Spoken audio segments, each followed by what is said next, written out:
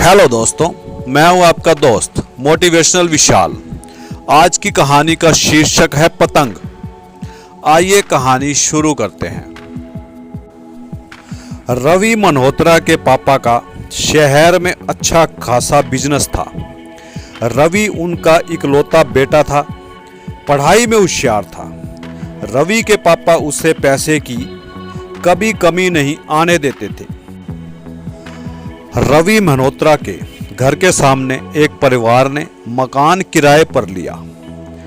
बरेली से वह परिवार आया था। उनके भी एक ही बेटी थी।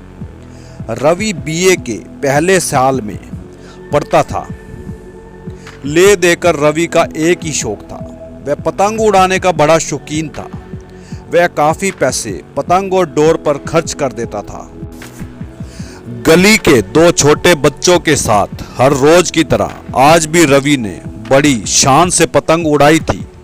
पर यह क्या, सामने वाले मकान की लड़की ने उसकी पतंग एक झटके में ही काट दी।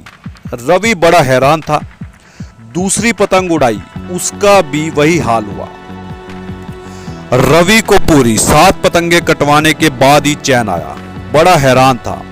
कल ही शाम को रवि इतनी महंगी डोर लेके आया था और आज उसका ये हाल।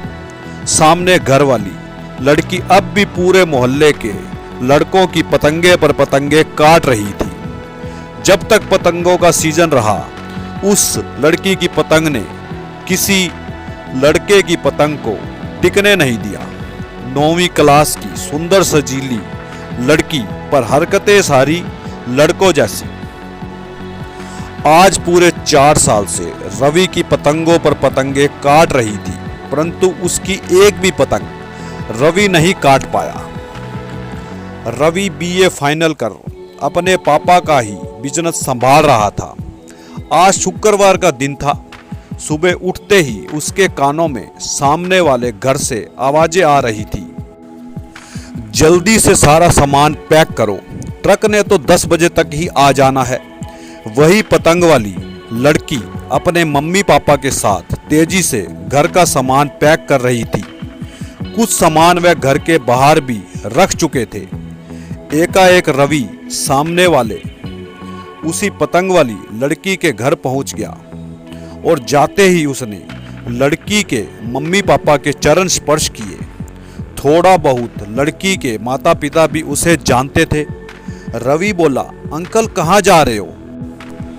तो वे बोले, यहाँ की फैक्ट्री ने कई कर्मचारियों की छटनी कर दी है, अब हम अपने वतन बरेली जा रहे हैं। ये कैसे हो सकता है?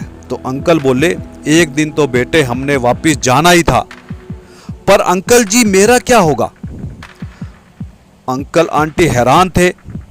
आंटी के चरणों में रवि थोड़ा झुककर बोला, आंटी जी मेरी पतंग तो आपकी बेटी ने ना जाने कब की काट दी है। अब अगर आपने अपनी बेटी मुझे ना दी तो मेरी हालत भी कटी पतंग की तरह हो जाएगी। सभी के चेहरे पर खुशी थी। बाहर रखा सामान अब रवि घर के अंदर रख रहा था। ये कहानी हमें ये शिक्षा देती है, बिना बात किए भी कुछ लोग दिल में उतर जाते हैं। कहानी अच्छी लगी हो तो वीडियो को लाइक कर देना और चैनल को सब्सक्राइब कर देना। धन्यवाद।